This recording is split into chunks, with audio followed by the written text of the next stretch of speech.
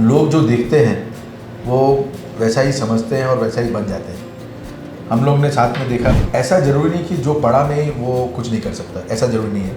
कुछ निकलते हैं वैसे, लेकिन अगर आप पढ़ सके अच्छी जगह से तो उसमें उसका एक अलग बेनिफिट है। डिसिप्लिन होती है लाइफ में जो पढ़ाई से आती है। हमारे यहाँ आप देखेंगे एट्रिशन बहुत ज़्यादा नहीं है, लोग थोड़ा सा टिक के काम करते हैं। मेहनत बहुत ज़्यादा इम्पोर्टेंट होती है, उससे नहीं कतराना चाहिए। ब्रांड्स की बात अगर करें तो मेजर 3 ब्रांड्स का टेक ओवर किया हम लोगों ने बड़े ब्रांड्स में। एक झंडू, एक केश किंग और एक डमीकूल। डिटेल में अगर ढंग से आप सारा प्रोज एंड कॉन्स पे वर्क कर लेंगे तो देखिए फेल तो फिर भी हो ही सकते हैं, पर आप उसके चांसेस को बहुत कम करने लग जाते हैं। सहना सीखो, हमको समझो, हमको जानो, ध्यान से देखो हमारी कमियों को, जो हो नहीं सकते हम उसे स्वीकार करो, आनंद लो, बोलो मत। नमस्कार, वेलकम। मैं राहुल काकरिया अमर उजाला न्यूज़पेपर्स अमर उजाला ग्रुप से आप सभी का स्वागत करता हूं। और आज मैं ऑल द वे ट्रैवल करके आया हूं कोलकाता सिटी ऑफ जॉय। यहां पर मैं आपकी आज एक विशेष मुलाकात कराने जा रहा हूं। Real time leaders, market leaders जो अपना बिज़नेस में वर्चस्व बना चुके हैं, और 2 दोस्तों की कहानी जिसने देश को एक अपने तरीके से प्रोत्साहित किया है आगे सीखने के लिए, समझने के लिए। मैं हूँ आज यहाँ पे मुक्ताराम बाबू स्ट्रीट में, जहाँ पर एक कहानी चालू हुई 2 दोस्तों की, जिन्होंने एक कंपनी की नींव रखी और उस कंपनी को आज 34,000 करोड़ का एक ग्रुप बना दिया, जहाँ पे 25,000 प्लस एम्प्लॉयज़ काम करते हैं। और इनकी जो कहानी है वो अपने आप में एक मिसाल है, क्योंकि इनकी 2nd और 3rd जनरेशन्स भी इसी चीज़ को फॉलो कर रही हैं, इस दोस्ती की मिसाल को फॉलो कर रही हैं, उन प्रिंसिपल्स को फॉलो कर रही है। और मैं अब आपको उनके साथ जब आज मिलाऊंगा तो उनके 2nd जनरेशन डायरेक्टर्स जो उनके बेटे हैं उनसे आपकी मुलाकात आज कराऊंगा। और जहाँ पर मैं खड़ा हूँ ये उनकी जगह जहाँ से उन्होंने अपने बिज़नेस को स्टार्ट किया था, जहाँ से उन्होंने सपने को पिरोया था, और यहाँ से वो जर्नी स्टार्ट होते हुए कहाँ पर पहुँची वो मैं आपसे रूबरू कराऊंगा। और हाँ दोस्तों, दिस इज़ इमामी ग्रुप, जहाँ पे मैं मुलाकात करने आया हूँ उनके 2 पुत्रों से, जो आदित्य वी अग्रवाल जी और मनीष गोयनका जी, जिनसे मैं आपकी मुलाकात कराऊंगा थोड़ी देर बाद। लेकिन उससे पहले मैं आपको दिखाना चाहता हूं जहां से ये जर्नी स्टार्ट हुई। तो आप आएंगे और देखेंगे ये 2 उन मित्रों की कहानी है जहां से ये बिज़नेस स्टार्ट हुआ, और उसको एक मिसाल के रूप में उन्होंने देश में इंटरनेशनली स्थापित किया। और ये हैं राधेश्याम जी अग्रवाल और राधेश्याम जी गोयनका साहब, जिन्होंने इस कंपनी की नींव रखी, और दोनों दोस्तों ने साथ चलते हुए एज ए यूनाइटेड टीम। और ये जगह जो है यहाँ पे इनकी यादें और इनके दोस्ती की मिसाल की काफ़ी चीज़ें लगी हुई हैं जो देखने लायक हैं। और ये एग्जैक्टली जो जगह है जहाँ मैं खड़ा हूँ, ये है 200 स्क्वायर फीट का ऑफिस, जहाँ से उन्होंने अपना व्यापार चालू किया था। ये 200 स्क्वायर फीट की जगह है टोटली, और इस जगह को उन्होंने बाय करके यहाँ पे एक सुंदर सा गणेश जी का मंदिर स्थापित किया है। और उस मंदिर के अंदर उन्होंने लोगों के लिए एक विशेष पूजा अर्चना का सोर्स बनाया है, जो वहाँ पे मैं अभी दर्शन करके आया। यहाँ से हम चलेंगे उनके नए हेडक्वार्टर ऑफिस में, जो एक 200 स्क्वायर फीट से हज़ारों स्क्वायर फीट का एक बड़ा कॉर्पोरेट ऑफिस, और उसके अलावा 3-4 ऑफिस इंटरनेशनली, नेशनली। और वहाँ पे मैं मुलाकात कराऊँगा आपकी आदित्य वी अग्रवाल जी और मनीष गोयनका जी से, उनके ऑफिस में।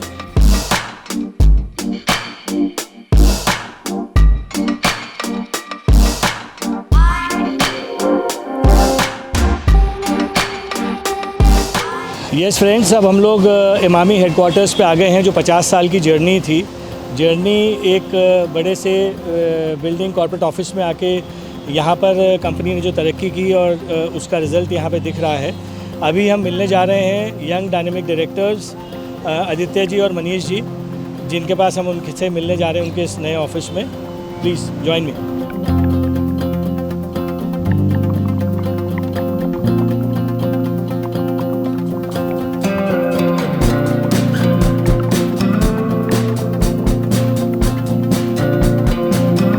जनरेशन गैप जो है, और पुराने जो फादर और इन लोगों ने जो नींव रखी थी आपकी कंपनी की, जो इसमें समझने के लिए, सोचने के लिए इट्स वेरी डिफरेंट, कि जो प्रेजेंट जनरेशन है उनका टेम्परामेंट और उनका जो सोच कैसे मैच करते हैं? जैसे आप लोग दोनों अभी सिंस अभी बात हो रही थी कि आप दोनों हर चीज़ें साथ करते हैं, आप लोग long time you are schoolmates, और आज आप बिज़नेस में भी साथ आप लोग हैं। सो ये और ज़्यादा फर्स्ट जनरेशन और सेकंड जनरेशन या एक दो जनरेशन के जो गैप होते हैं उसको समझाने के लिए है ये छोटी सी कविता। आपकी परमिशन से मैं पढ़ता हूँ।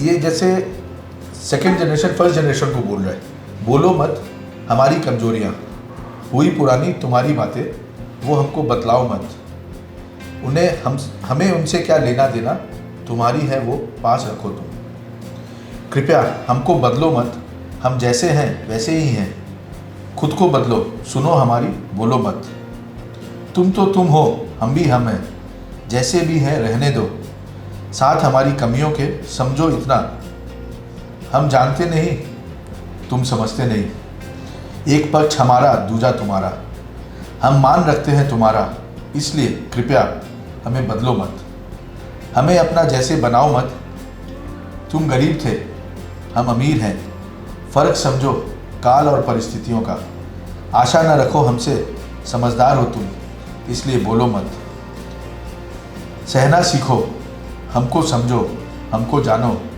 ध्यान से देखो हमारी कमियों को, जो हो नहीं सकते हम उसे स्वीकार करो, आनंद लो बोलो मत।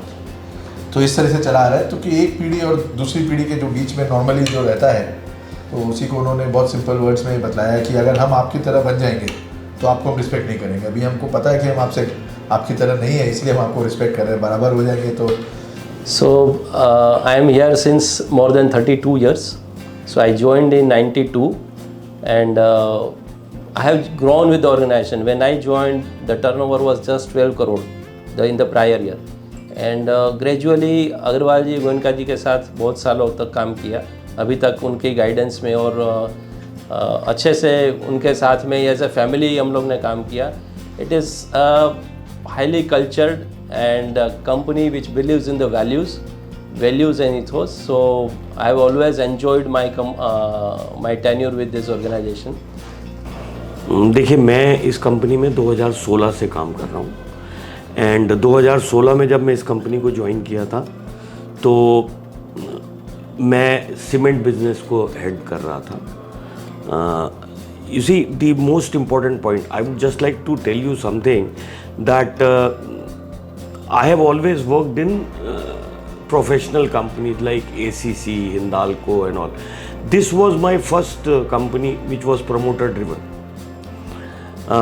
However, the kind of culture and the kind of process and systems that are adopted in this organization are actually so good that the kind of freedom and the kind of space that you get in order to perform in this organization is limitless.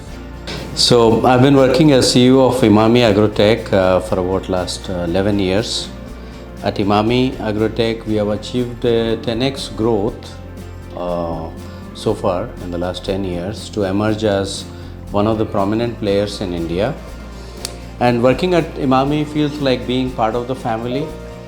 And when I look at the culture of the organization, I think it's all about speed and energy, both of which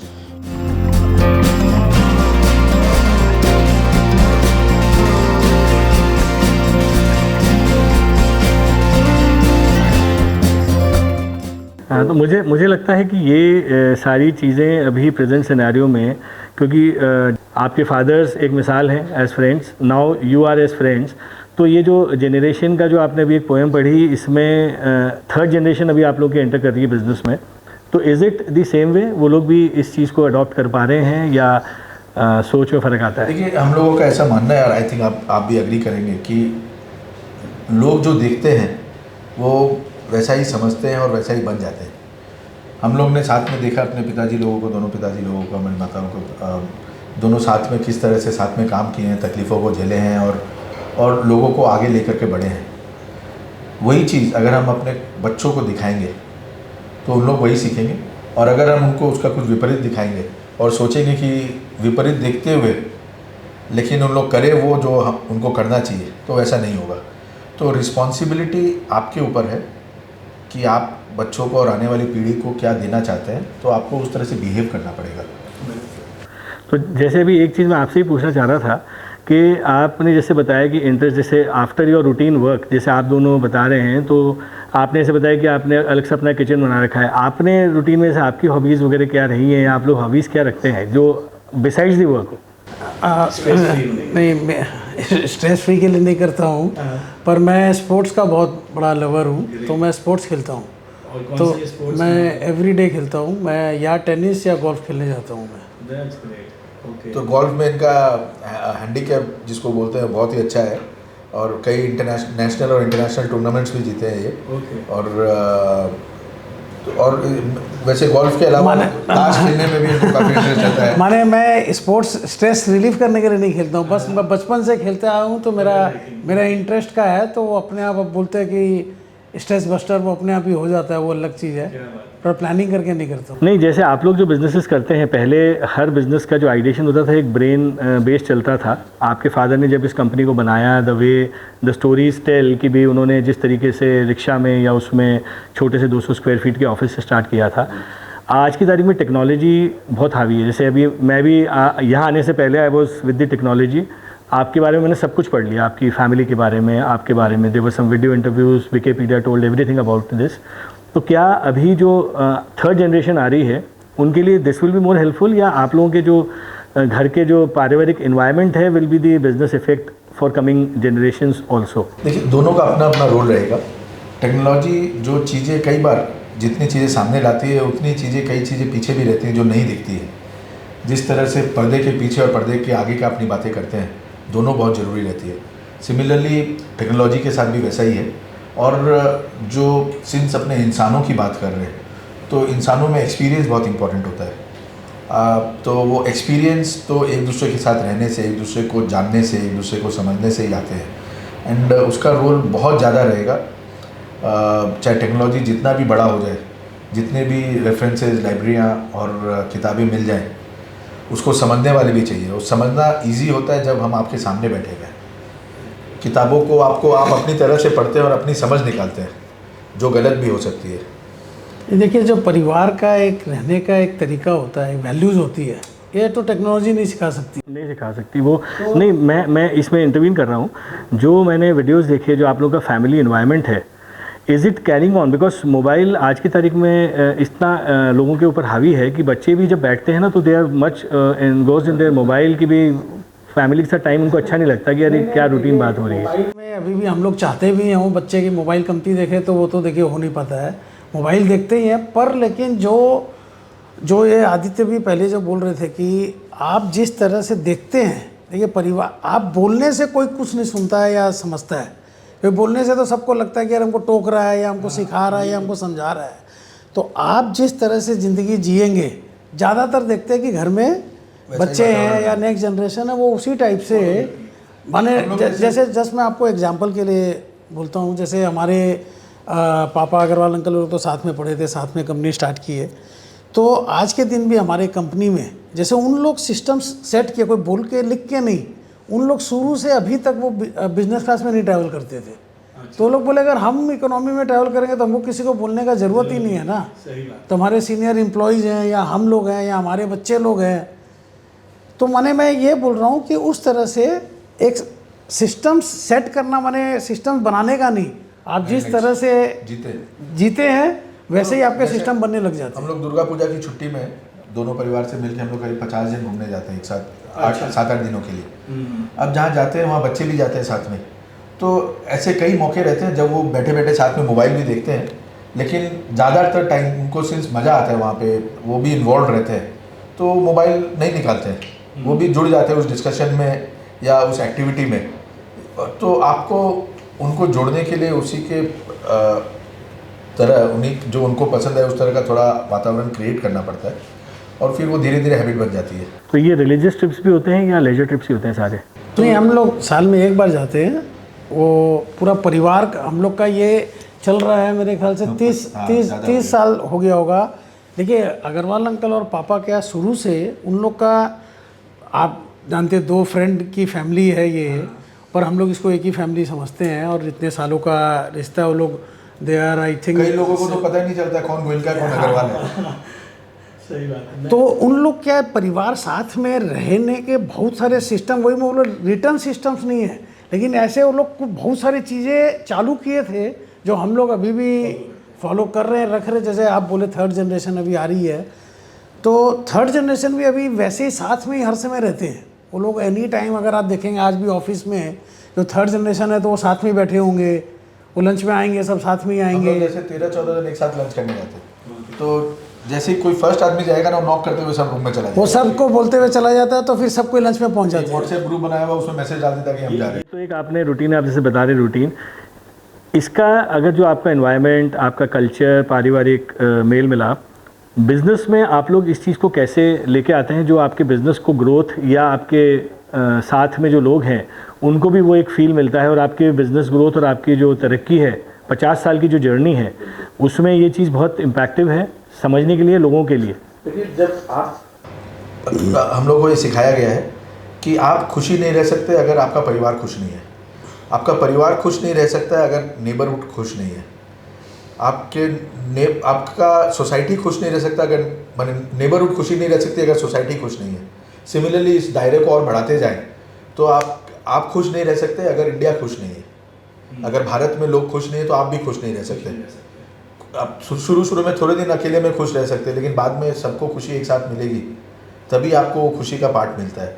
तो हम लोग को एक बहुत अच्छी समझ है एकदम क्लियर रूप से कि हम अगर सिर्फ एज अ फैमिली हम ग्रो करें और हमारे साथ जुड़े जो नॉट ओनली हमारे यहाँ काम करने वाले बट हमारे वेंडर्स हैं, हमारे स्टेक होल्डर्स हैं, बाकी लोग जो हमारे साथ बड़े हुए हैं, जो साथ में जुड़े हुए हैं, वो भी अगर खुश नहीं रहेंगे तो हमारी खुशी अधूरी रह जाएगी और कहीं ना कहीं वो टूट जाएगी वो खुशी।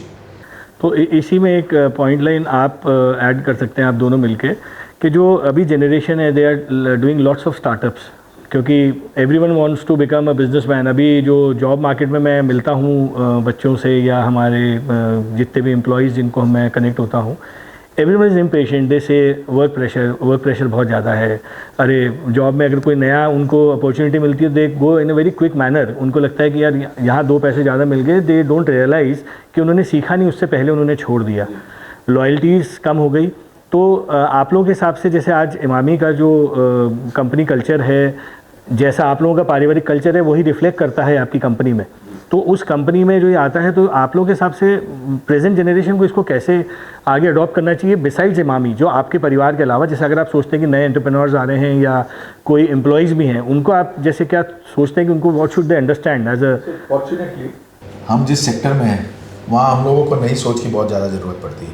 हम एक इंडस्ट्री में नहीं है, इंडस्ट्री यहाँ पे मतलब है, वैसे बिजनेस है, इंडस्ट्री है, लेकिन ज़्यादा काम हमारा कंज्यूमर फॉरवर्ड है।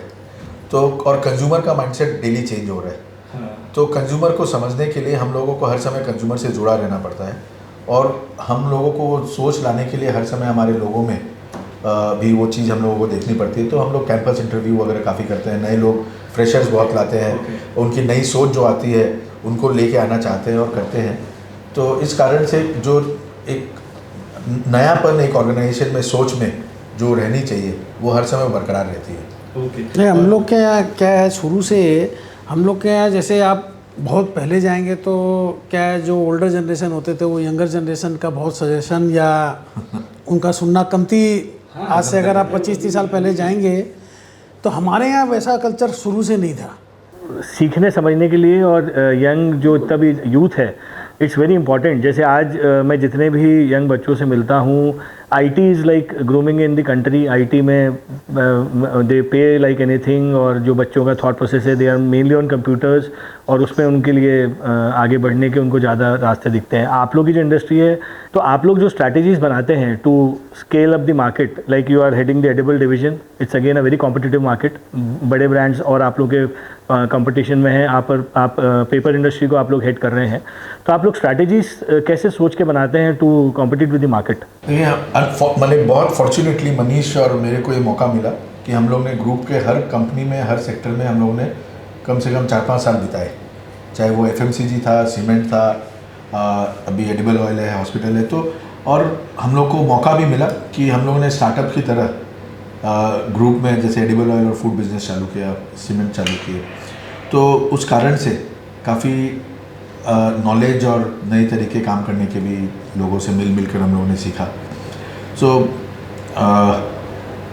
तो ये चीज़ जो हम लोगों को बेनिफिट मिला, उसके कारण कई तरह के लोगों से भी मिलना होता था, हर इंडस्ट्री के नए लोगों से मिलना होता था, तो काफ़ी कुछ सीखने को मिला। और जैसा मनीष जी बता रहे थे कि हमारे यहाँ पे अग्रवाल जी, गोयनका जी, मैं फादर एंड गोयनका अंकल दोनों का शुरू से ही लर्निंग में काफ़ी इंटरेस्ट रहा है।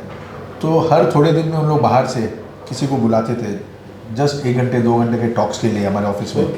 तो उस कारण से वो मौका बहुत बड़ा मिला कि हम जीवन के अलग अलग जो सेक्टर्स हैं उस तरह के लोगों के मिले, चाहे वो आर्टिस्ट हो, चाहे वो बिजनेसमैन हो, चाहे स्पोर्ट्समैन हो। ये नहीं कि हम बिजनेस में हमको है तो सिर्फ बिजनेसमैन को सुनना है, हम लोगों को आर्टिस्ट लोग से, राइटर्स लोग से काफ़ी लोगों से मिलना हुआ। तो इस तरह के तो अलग अलग भांति तरह। मुझे लगता है कि आपके ब्रांड ने जितने सेलिब्रिटीज़ को एंडोर्स करवाया है वो तो कंट्री में किसी ने भी नहीं कराया, तो उससे बढ़िया तो आर्टिस्ट हो भी नहीं सकते जिनसे आप मिले होंगे। तो आप देखेंगे तो शुरुआत से एक्चुअल में उस समय कोई आर्टिस्ट लोग को लेते नहीं थे जब हमने शुरुआत की थी। इनफैक्ट आप अभी देखेंगे इन फिल्म एडवर्टाइजिंग काफ़ी देखेंगे आप, तो हमारी आज से कितने साल पहले 1983 में हुआ था, 1983 में 40 साल पहले एक फ़िल्म आई थी अगर तुम न होते। अगर आप वो फिल्म जाके देखेंगे तो पूरी फिल्म आपको लगेगा इमामी के ऊपर, लेकिन वो नॉर्मल फीचर फिल्म है। तो उसमें जो हीरो थे वो इमामी फिल्म के ओनर की तरह दिखाए गए थे। बहुत हिट फिल्म थी वो।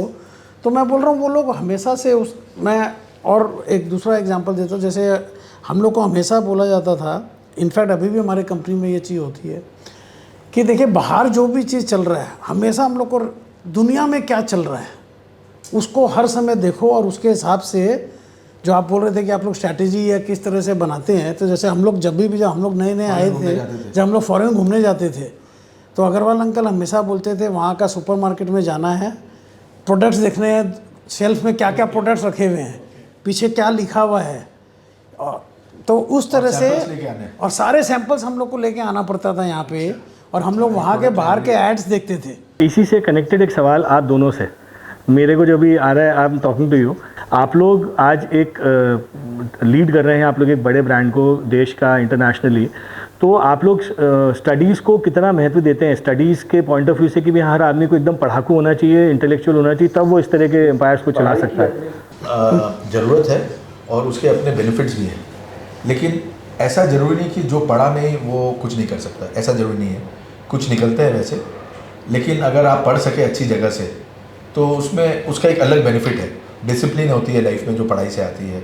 आप वहाँ आपको जब आप अच्छा पढ़ते हैं, अच्छी तरह से पढ़ते हैं, तो आपको लाइफ में रेफ़र करने की हैबिट होती है। जो अच्छा पढ़ाई करता है और जो ख़राब पढ़ाई करता है उसमें एक बहुत बड़ा डिफरेंस रहता है। अच्छा पढ़ाई वाला सेम क्वेश्चन को 4 किताबों में पढ़ता है, तो ये चीज़ आपको लाइफ में भी काम आती है। तो इस तरह की कई सोच डेवलप होती है, कई काम करने के प्रोसेसेस डेवलप होते हैं पढ़ाई के समय। लेकिन ऐसा मैंने कोई अगर किसी का कॉल नहीं है पढ़ाई, तो ऐसा नहीं कि वो बेकार होगा।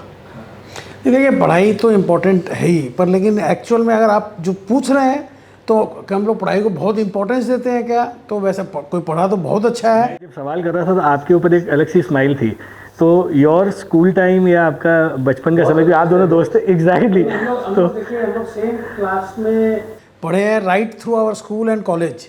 इनफैक्ट हम लोग सेम बेंच में बैठते थे। तो पढ़ाई के बारे में जब पूछे तो हम लोग कोई बहुत तेज़ नहीं थे, लेकिन हम लोग ख़राब भी नहीं थे। तो पर स्कूल टाइम जैसे आप बताएं कि आप तो हम लोग की बदमाशियों में भी ना, तो उसको हम गंदगी वाली बदमाशी नहीं बोलेंगे। उस बदमाशी में भी एक मासूमियत रहती थी, एक जो बच्चों में होनी चाहिए, और किसी को हर्ट नहीं हो। मज़ा आए कुछ लोगों को, वो अपनी जगह है, लेकिन किसी को हर्ट नहीं होना चाहिए उस चीज़ का। माने शरारती बोल सकते हैं, बदमाश नहीं। मुझे लगता है वो शरारतें हैं जो चीज़ें, जैसे आज मेरे लिए इंडिविजुअल अगर मैं बात करूँ तो मेरे को वो चीज़ें बहुत काम आ रही है मेरे करियर में आज। जो उस समय मेरे लिए मतलब मैं सोचता हूँ कि मुझे कुछ होता था, डांट पड़ती थी, कई चीज़ें मुझे अभी बहुत इम्प्लीमेंट करने में लगता है कि हाँ that help me a lot. उस समय जो मैंने एक्सप्लोर किया, बदमाशी करी, मतलब बहुत सारी चीज़ें, तो मुझे लगता है आप लोगों का भी जो एक रूटीन लाइफ होगी must be more interesting, memorable in that sense. School college जैसे आप बता रहे दोनों साथ के। And giving experience is story telling से। तो स्टोरी टेलिंग तो देखिए इन्हीं चीज़ों की बनती है, बहुत अच्छी चीज़ों की स्टोरी टेलिंग नहीं बनती है, तो वो बेनिफिट ज़रूर मिलता है। और जब आप बदमाशी करते हैं तो आपको उसका तोड़ भी निकालना पड़ता है, तो दिमाग को भी तेज चलाना पड़ता है, वो भी हेल्प है। नहीं सर, जो आप जो काम के हिसाब से बोल रहे हैं आप, जैसे हमारे यहाँ भी अगर देखेंगे तो हमारे यहाँ काम का माहौल थोड़ा डिफरेंट तरह का है। ये हमारे यहाँ बहुत अच्छा बैलेंस है, प्रोफेशनल और थोड़ा सा ये पारिवारिक system.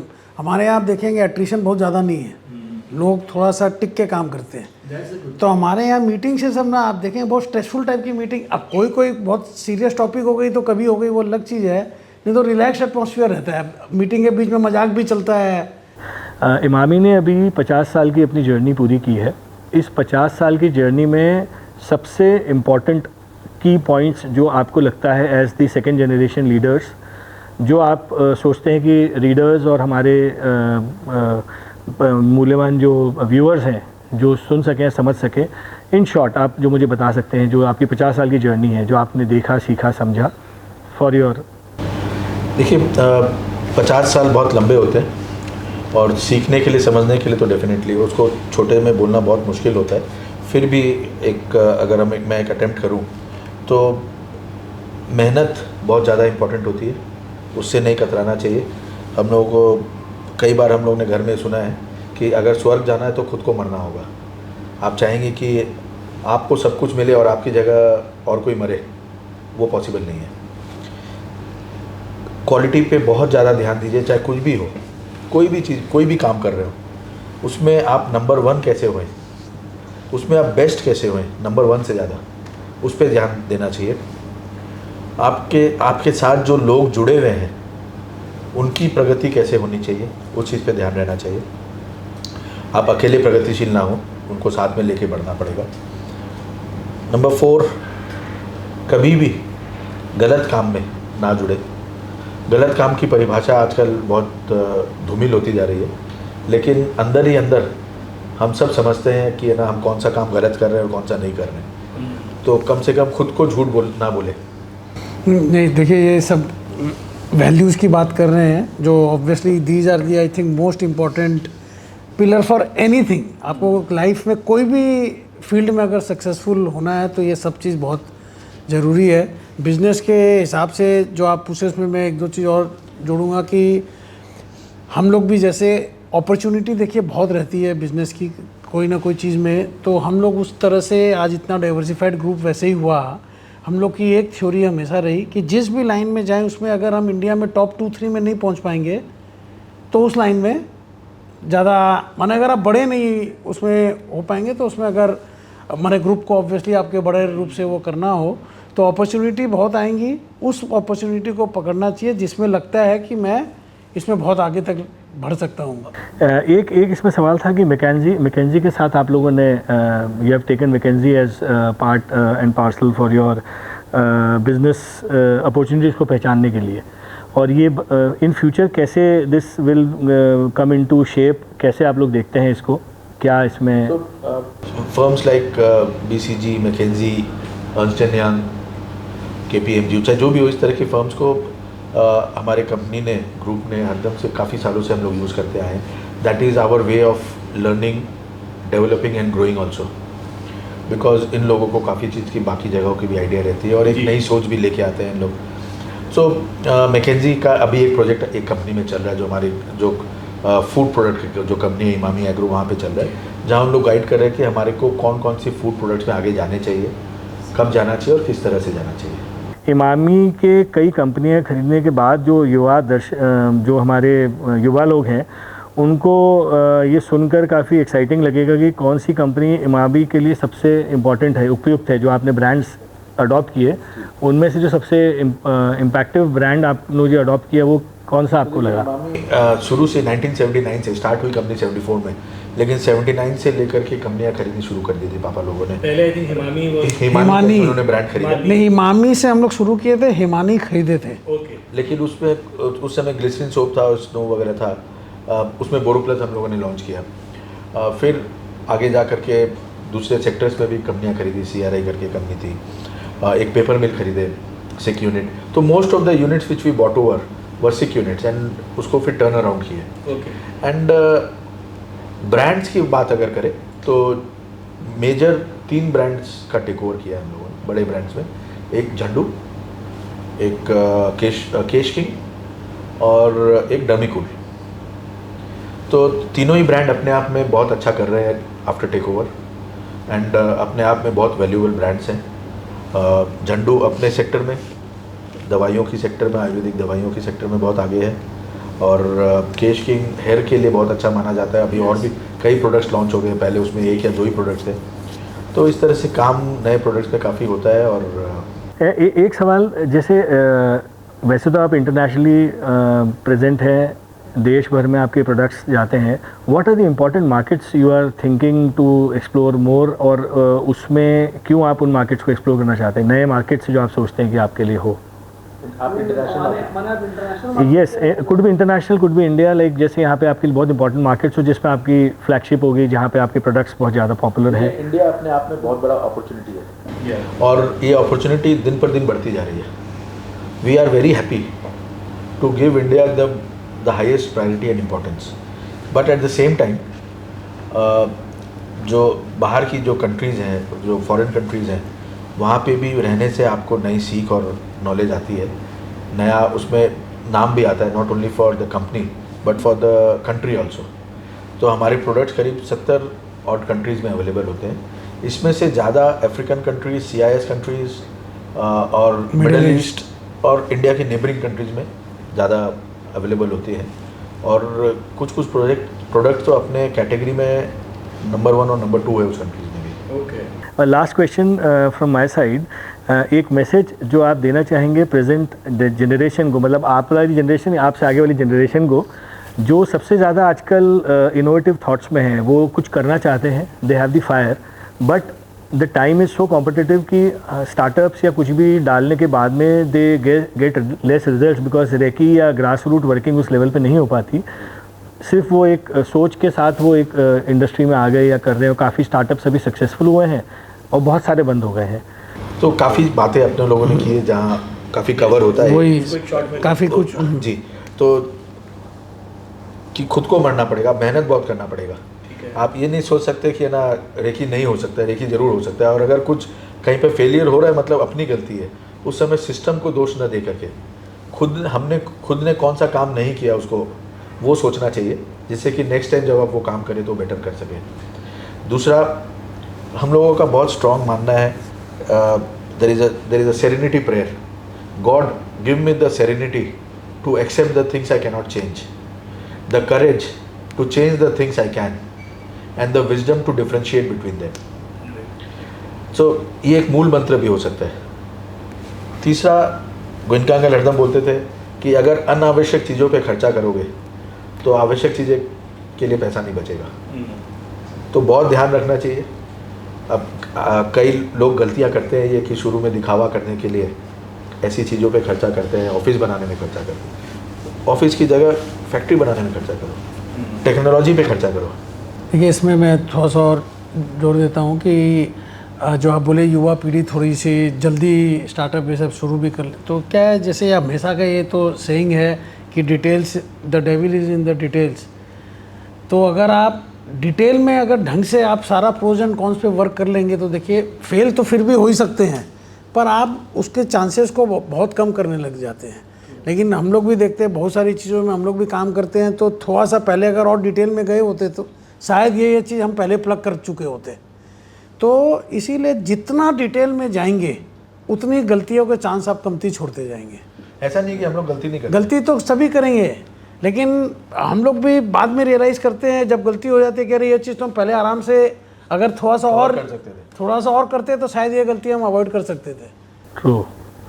So I would say concluding this talk between Aditya ji and Manish जी, मुझे लगता है कि जितनी बातें मैं आज यहाँ पे इनसे बात करके एज वेरी नेचुरलिस्टिक और जो उनका एकदम सिंपल अप्रोच है as business people and leaders into big brand of the country, learnings are there, lots of things are to be understood। और हम जो आज की तारीख में पेशेंस या जो उन्होंने बोला कि आपको खुद को एफर्ट किए बिना आपको रिजल्ट्स नहीं मिलेंगे, तो lots of things are to be learned and understood। और आज जो मुझे प्रिविलेज या एक मौका मिला आप लोगों से रूबरू होने का, आप लोगों के परिवार के बारे में और आप लोगों की आम अप्रोच को सुनकर समझकर मुझे ऐसा लगता है कि everyone has that fire in an individual, और हर व्यक्ति अपने आप के अंदर एक एंटरप्रेन्योर या एक सोच या एक एम्प्लॉई जो अपने आप में सोचता है कुछ काम करने के लिए, उनके लिए बहुत सारी दिशाएं हैं, बहुत सारे विज़न हैं, और आप लोगों से सीखने के लिए बहुत कुछ है जो मुझे लगता है कि इन टाइम टू कम हम आपके लिए और लेके आएंगे as our viewers and as readers. I would thank Manish ji and Aditya ji for the time they have given. I have come all across from Lucknow to Kolkata to meet these dynamic leaders. और आपका बहुत बहुत धन्यवाद. Thanks a lot. आपने समय दिया हम लोगों को. अगर आप ये वीडियो YouTube पर देख रहे हैं तो हमारे चैनल को सब्सक्राइब करें और बेल आइकन को दबाना ना भूलें. अगर आप Facebook पर ये वीडियो देख रहे हैं तो हमारे पेज को लाइक करें.